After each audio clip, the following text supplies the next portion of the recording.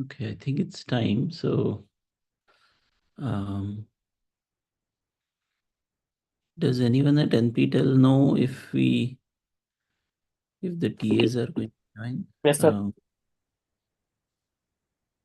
is Ravi Teja coming online? Do you know? Still not came, sir.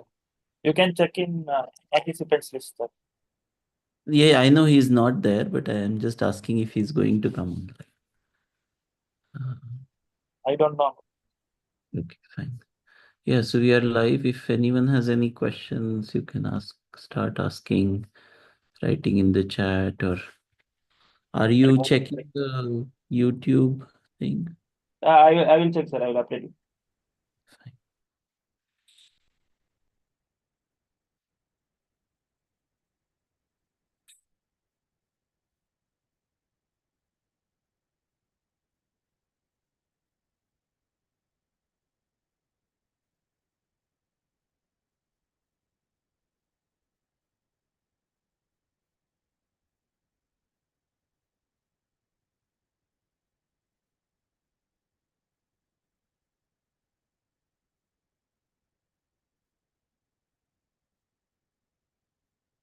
Oh yeah, Ravi Teja is here. Hi.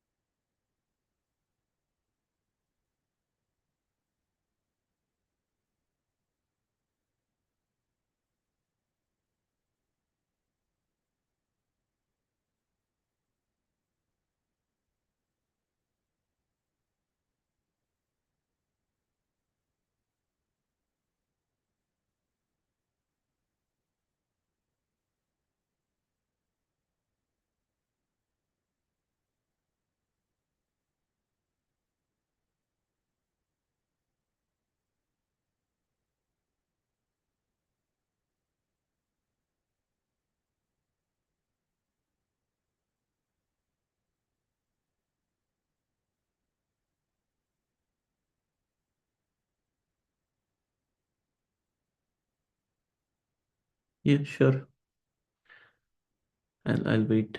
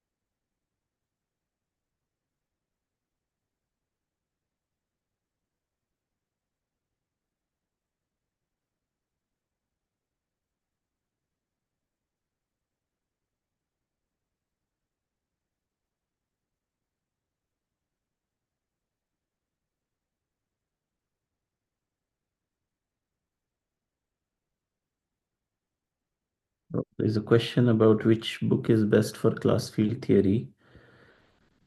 Um,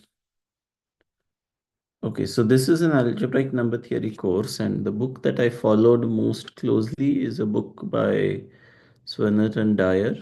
Um, so let me put that here. Uh, how do I message everyone? Not sure how to. Okay, it's a book by Peter Swennert and Dyer. Chats, right? Chats.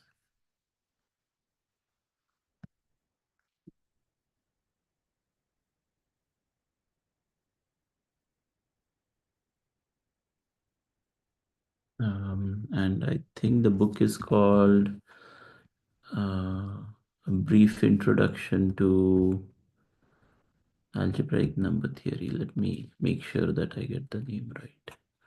A Brief Guide to Algebraic Number Theory. A Brief Guide to Algebraic Number Theory. But the other book that I like very much is a book by it's just called Number Fields by I think or Introduction to Number Fields by Daniel Marcus. There is also a book by the same title by Januski, I think, which I like as well. So these are the books for algebraic number theory. So far as class field theory is concerned, um, again there are different books, but so I have taught class. I'm teaching class field theory currently in IISc. I did not follow any book in particular, but the one that I like is by Tate for class field theory by Tate and Artin and Tate. That's a that's a cohomological approach to class field theory. There's also a book by Neukirch, which is pretty good as well. Neither of this book does the old approach using L functions.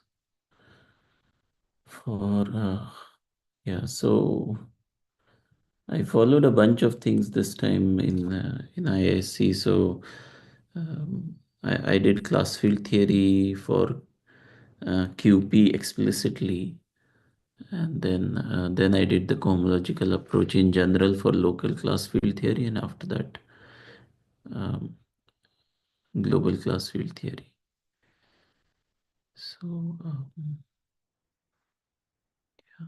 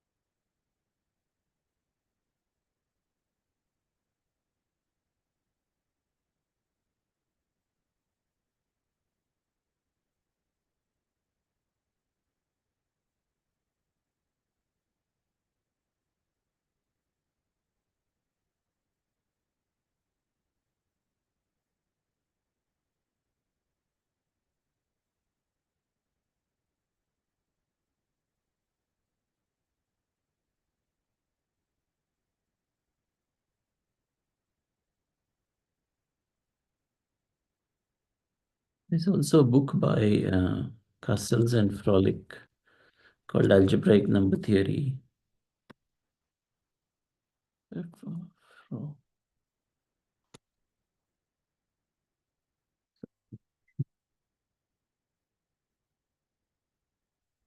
It's just called Algebraic Number Theory. Let me try and search that for you. Um, that book is also very good. It has articles by various people. Yeah, Algebraic Number Theory.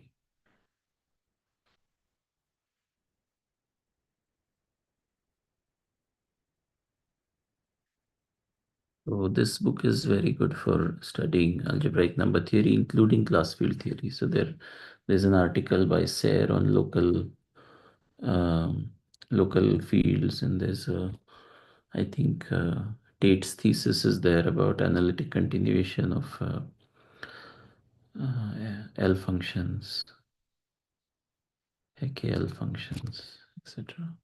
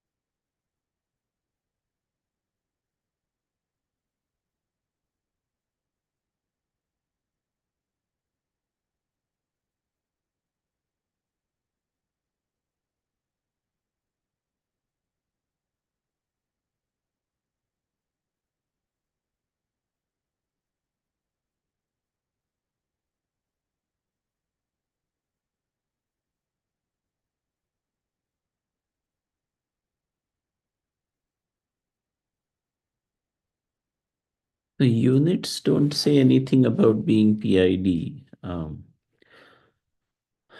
Units are just, I mean, it just, the group of units just tell you how you can choose a generator for a principal ideal. So, for example, in integers, an ideal is generated by n, but you can also take minus n. So there are two generators because there are two units. In in quadratic, imaginary quadratic field, let's say uh, q with cube root of one adjoint, there are six units. So there are six different ways of choosing a generator for a principal ideal. Now, if I have a field with lots of units, infinitely many units, there are infinitely many ways of choosing um, uh, generator for a principal ideal. So it doesn't say anything about yeah, it doesn't say anything about being PID or not. Only the number, the class number says whether, if the class number is 1, then you have a PID. If the class number is not 1, then you don't have a PID. So these two things are somehow different. They tell you different things about. One is whether an ideal is generated by one element or not, and then the other is if it's generated by one element, then how many ways can it be generated by one element?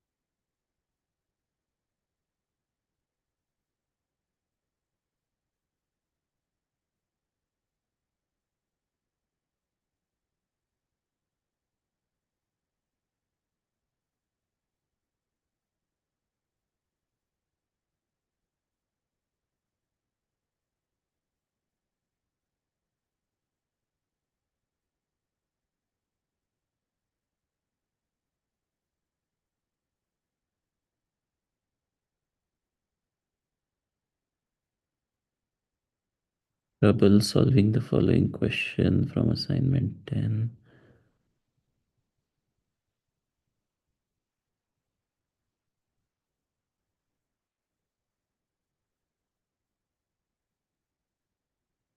So, Ravi Teja, can you tell me what the precise question is? Ravi, do you?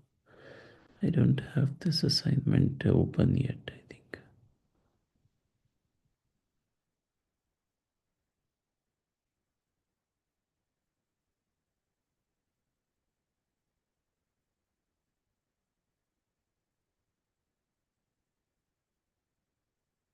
Sure, yeah, I'll wait.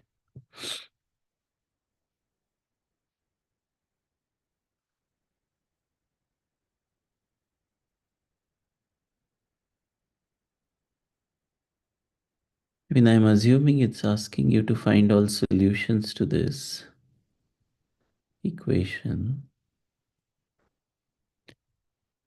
So you look at the field obtained by joining um, square root of a square minus 1 to q. The point is if a is bigger than or equal to 2, then a square minus 1 will not be a square. And so you get a real, and it will be positive, so you get a real quadratic extension. And you want to find all solutions of x square minus um, dy square, right? Where d is a square minus 1. And I had done some examples of how to do this, but not for I mean, not for a of this, d of this specific form, but taking small values of d. So, so this is basically solving what is called Pell's equation. But so you want to find out what's the smallest y such that um, you have a solution for this sort of thing. And let's see. So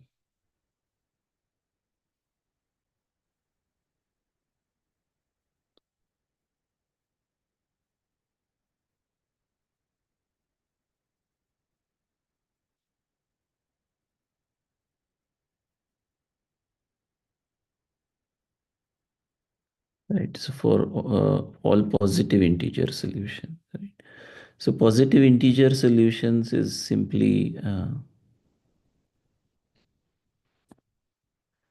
so positive integer solution simply I mean, if you find x and y, then minus x and minus y will also be solution. So it's enough to find positive integer solutions. And how would you do this?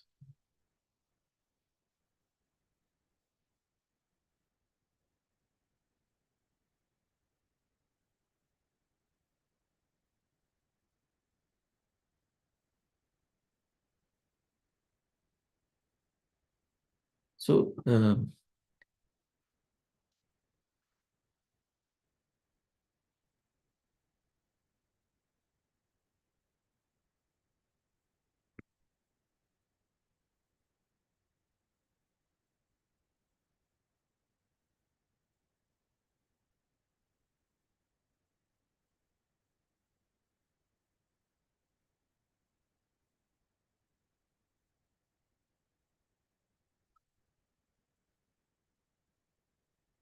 okay, so let me just quickly take this next question. So is there a prime number which is again a prime number in any field, any number field? So I'm assuming you mean you want a prime p such that it remains prime in any number field.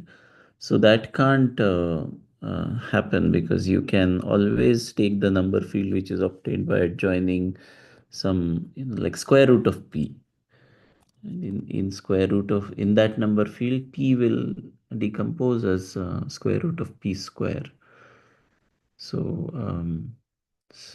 yeah, so there's no prime number that remains prime in any number field. Okay, so coming back to this question about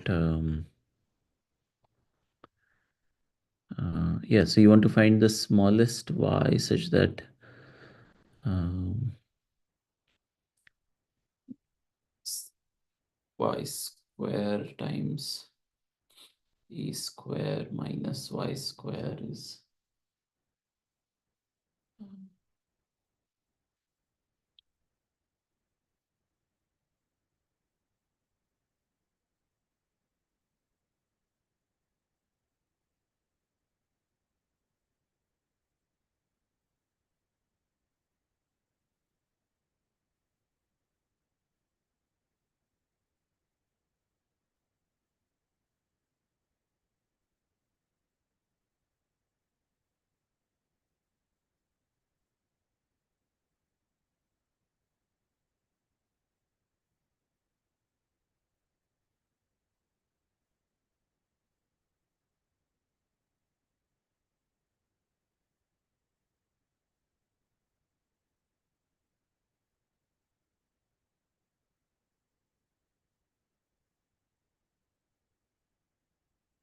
so you want to find out the you want to find the smaller, yeah, so I think the method was the following. You try with various y's, right? So you start with y equal to 1, y equal to 2, and so on, and you try to find out uh, what is what what is the smallest value of y that gives you a solution.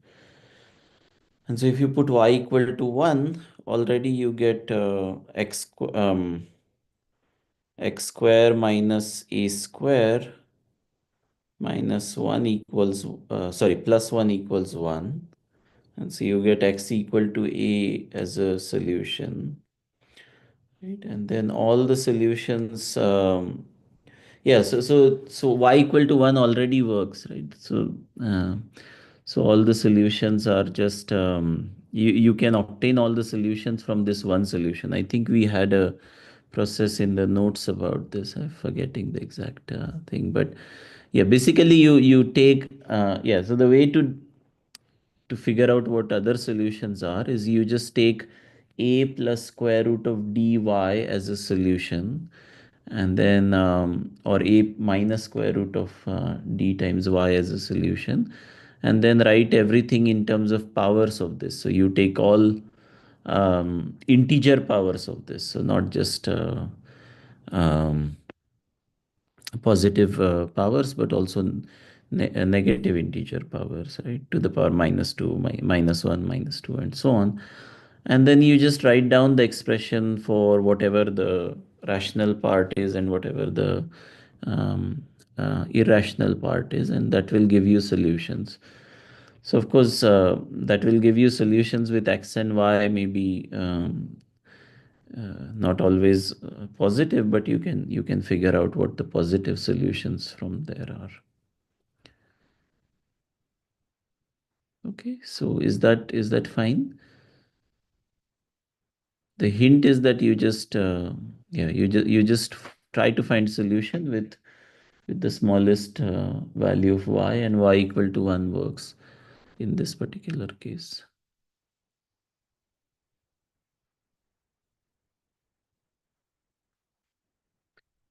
And then you just write everything in terms of that.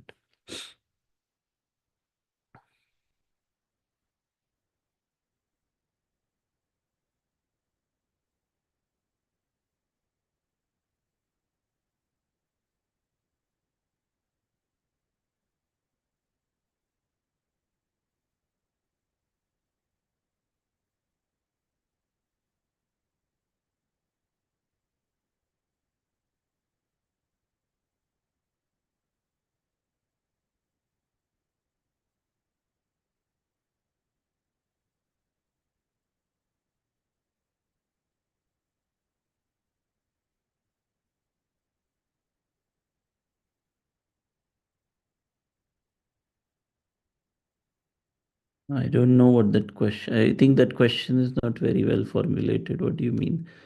If you can't raise the class number to power of an n. So you mean you take an ideal and so if the class number is h, you take a to the power h. So it's a principal ideal, fine. So can we find which principal ideal we get in general? I mean, it's so. So I guess your question is how do we find the element in the number field which actually gives you this? So if you are see, the point is, can one do this algorithmically? And the answer is yes. So here is an algorithm that will work, but I don't know if that's the best possible algorithm or not. But I'm sure it's kind of, one can't do much better than this.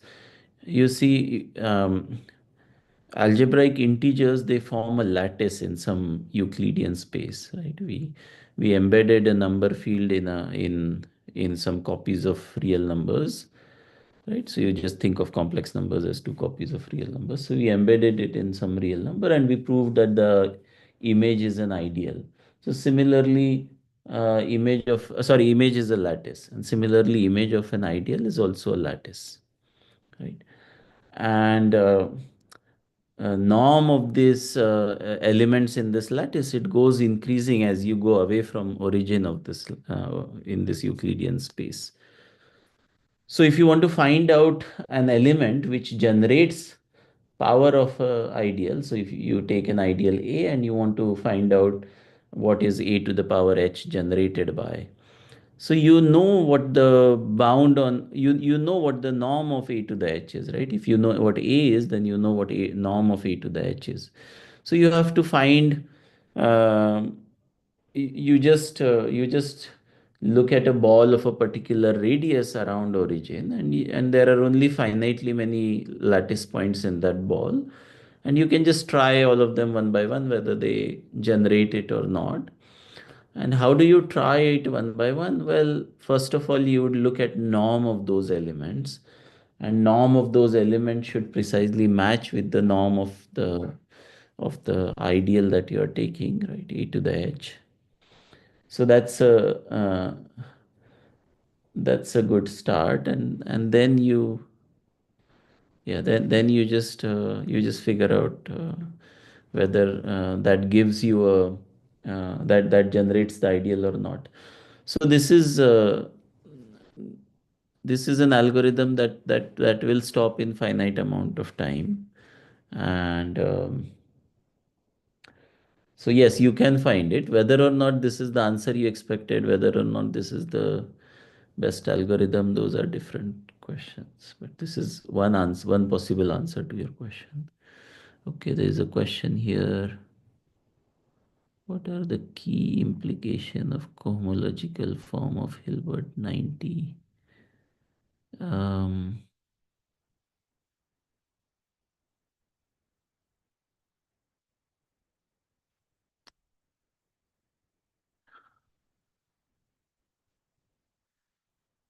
well, I mean, even so, you don't have to go as far as Vygotsky's work. So Hilbert 90 is one of the key applications of that is um, so very early on it was used in Kumar theory to say that there's a um,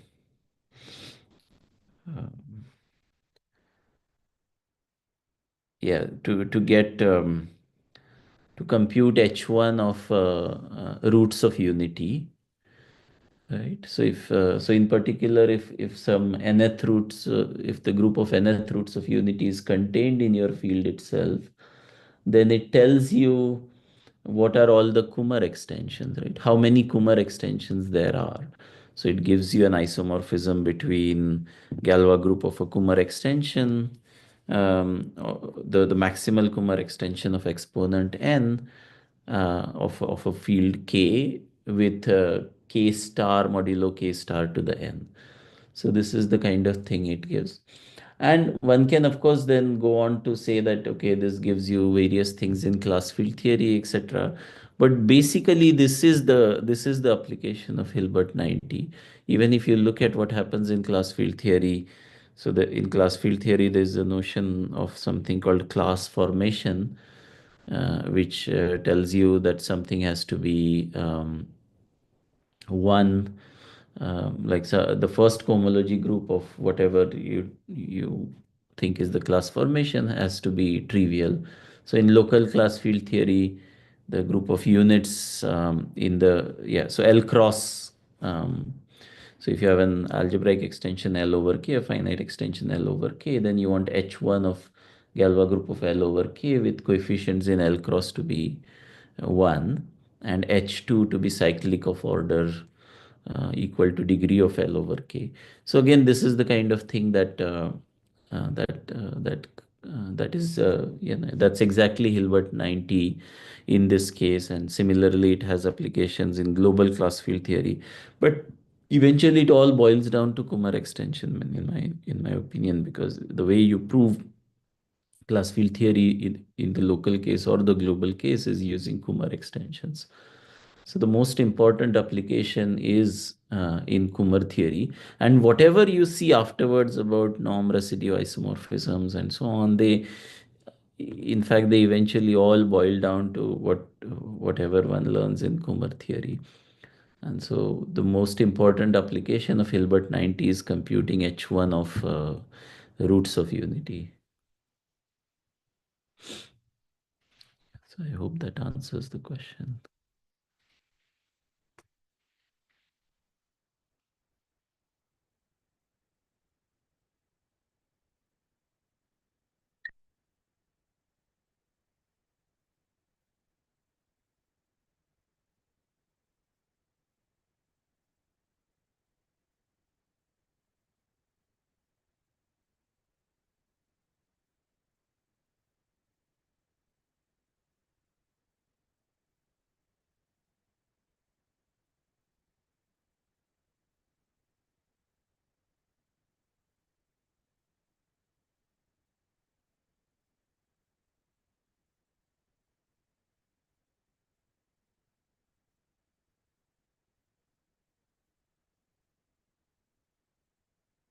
Yeah, maybe I should make one modification to my answer about finding generator of a principal ideal. What I said was a bit hasty. If there are infinitely many units, that doesn't quite work. So what you have to do is you have to look at things modulo the action of units, and so instead of looking at the whole space, you kind of look at some part of it where you um, it's like choosing a fundamental domain for action of units. So you don't quite look at everything, but yeah, if one looks at yeah, what is called, like the proof of class number formula, there one has to choose a fundamental unit in order to uh, find limits in an appropriate sense. So what I said was not quite right. You have to actually cut down from this ball to some particular region of that ball, and then it's a finite amount of calculation. So what I had said earlier was not quite right, because there can be infinitely many units, and then uh, and they all have norm one, right? So you can't really say that there are only finitely many things of a given norm.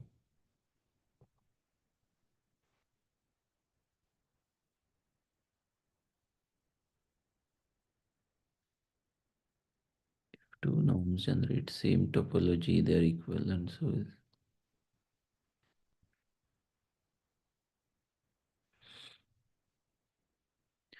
I don't know what that question means. So it's also true that two norms generate two different topology, but I mean, if it's different topology, then how can they be homeomorphic? I don't understand this question. Maybe you want to rephrase it so that it's better rephrased. What is a homeomorphism between two topological spaces? If it's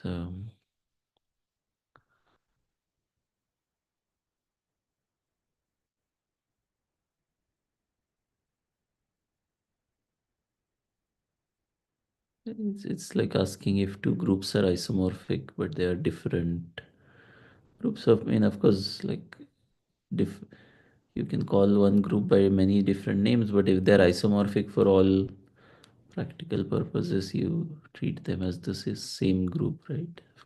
Sometimes you may have to fix an isomorphism as well, but the structure on it is the same. So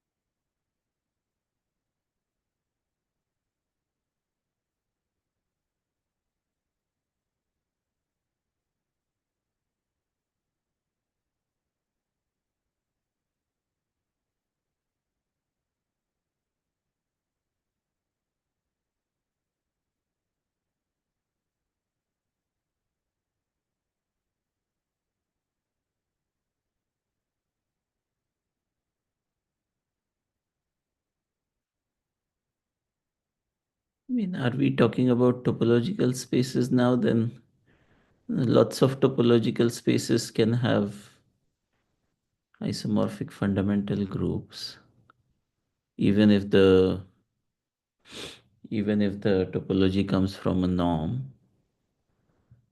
Um, but the the spaces could be completely different, right? I mean, it's a um,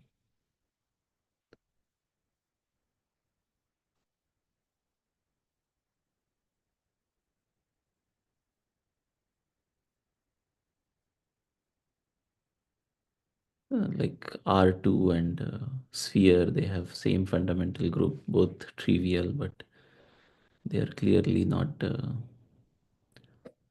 isomorphic. So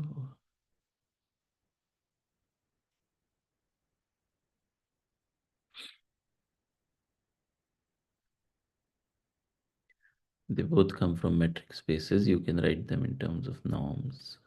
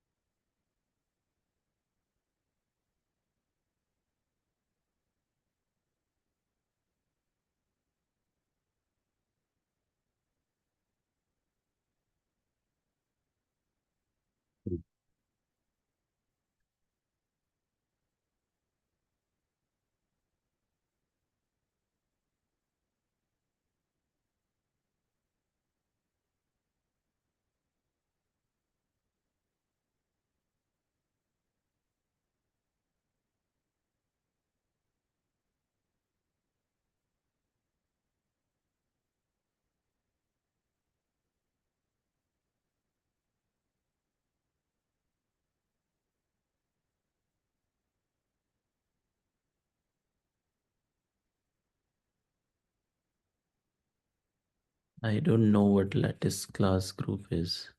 Can you define lattice class group for me? I have not heard this term before, so sorry.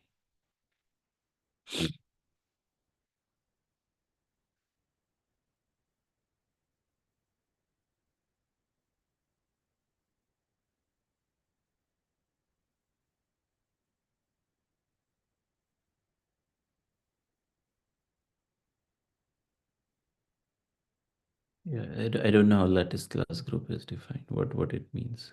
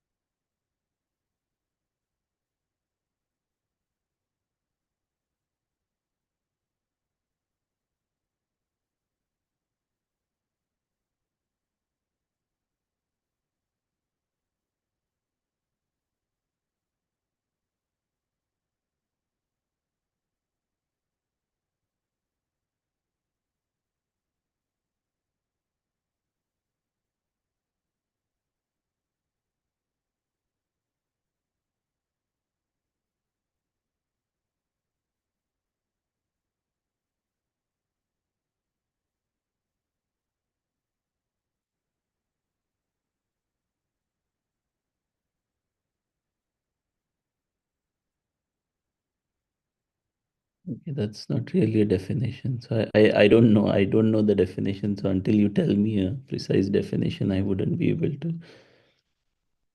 say whether they are same or not. I mean, even with a precise definition, I don't know. I'll have to think, but I don't know what lattice class group is.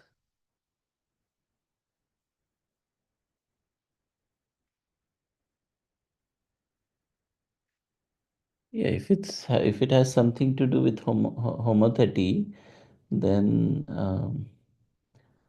it's possible one can imagine writing down, right? Homothety is when one lattice is contained in another by multiplication by some element. And so, uh, yeah, it's possible that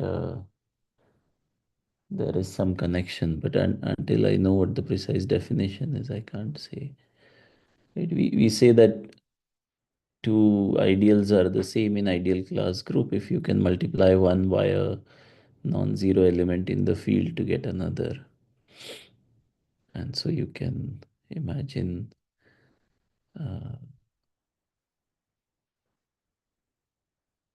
yeah, I don't know.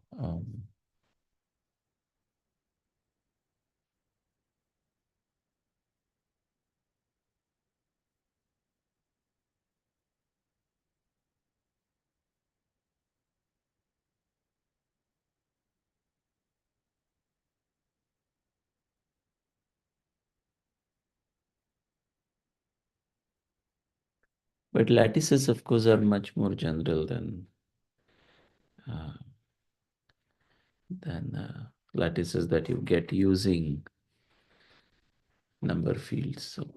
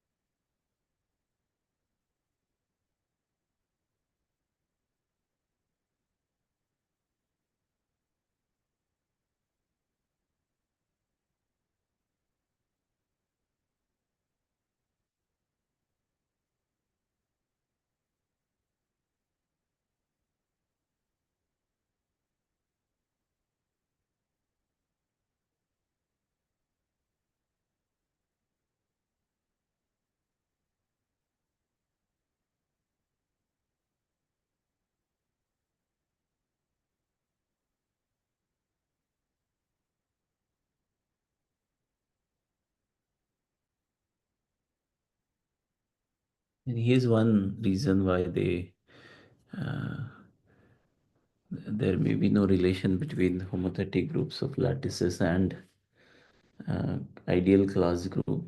And so if you think of lattices in R2, then uh, each real quadratic extension gives you a lattice in R2, right?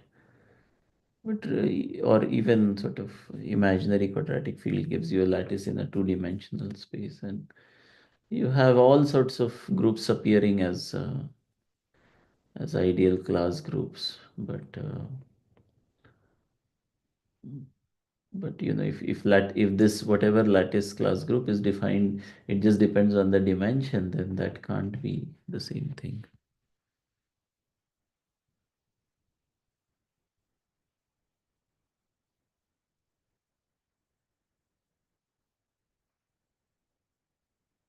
Yeah. Okay. So if you want to write expository on Hilbert 90 from a scheme theoretic perspective, yeah, no, to be honest, yeah, I don't have any advice that I can give right off the top of my head here. So if you can write me an email with more uh, details or whatever, then I can try to give my comments or advice, but I don't have any advice to give right now. How do we know there are only nine imaginary?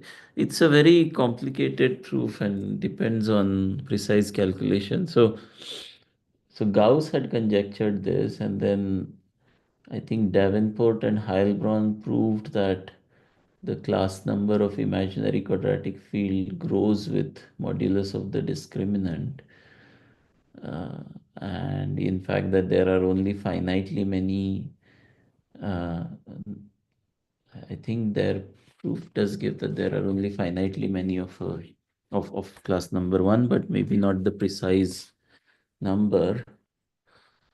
And then the precise thing,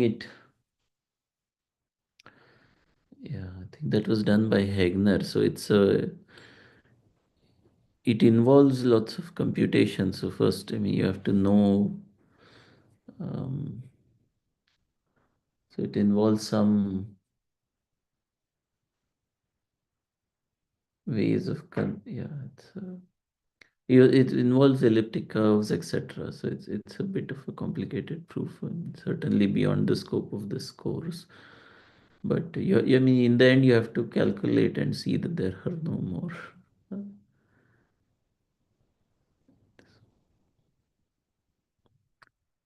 yeah, that's probably one number missing somewhere, -7 or something, yes, or -13. Forget which one.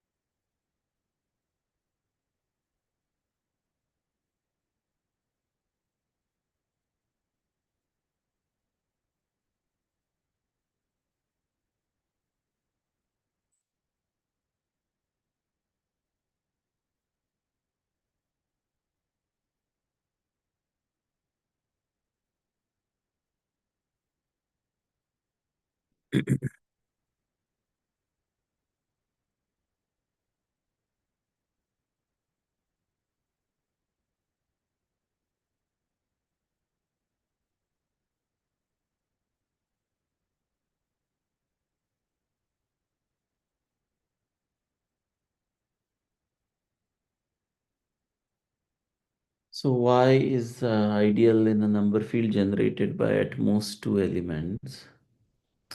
So, well, there are many ways of looking at this. So one is we proved this, first of all. But this is true more generally for Dedekind domains. And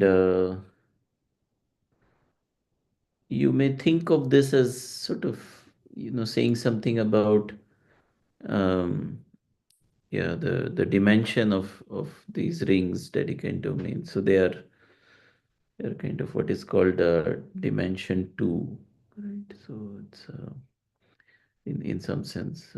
So maybe. Uh, I mean, it's not this cruel dimension that one talks about. It's more like a,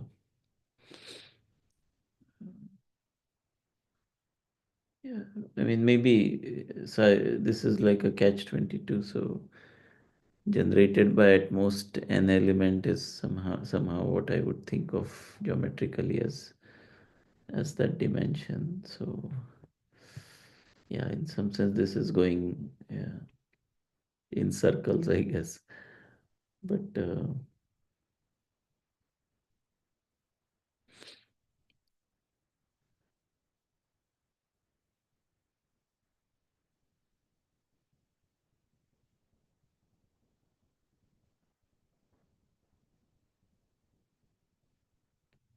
See, there's nothing specific about number rings as such. It's true more generally for Dedekind domains. So it's exactly this kind of ring that has this property that Dedekind domains can be generated by at most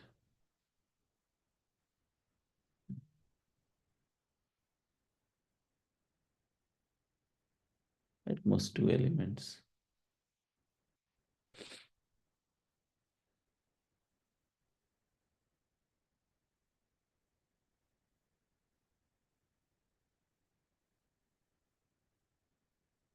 Right? And you can have all sorts of Dedekind domains. It's not that. Um,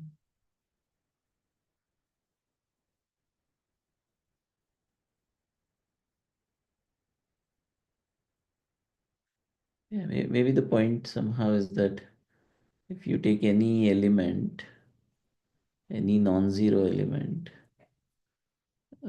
that's not a unit. Yeah, no, so any non-zero element, even if it's a unit, I guess it's only because unit will generate the whole ring anyway. Um, yeah, I guess in some sense the point is that if you take any non-zero element, it's contained in at most finitely many. I mean, it's contained in finitely many prime ideals. It somehow seems to play the role. Uh,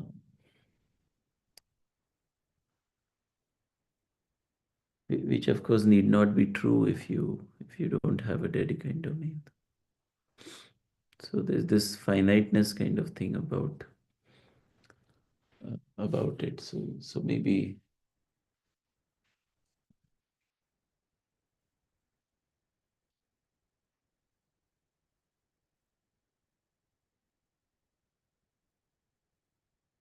about how many functions can you have, how many non-zero functions can you have that vanish on a point.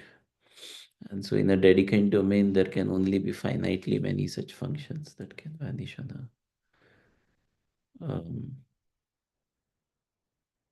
right. So if you are given a function, then it has only finitely many zeros. It's kind of thing.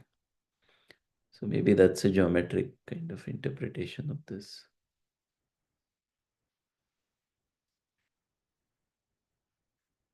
Okay, thanks. Yeah, so I'll log out. If you, as I said last time, if you have any questions, you can always email me. My email is available on IISc page.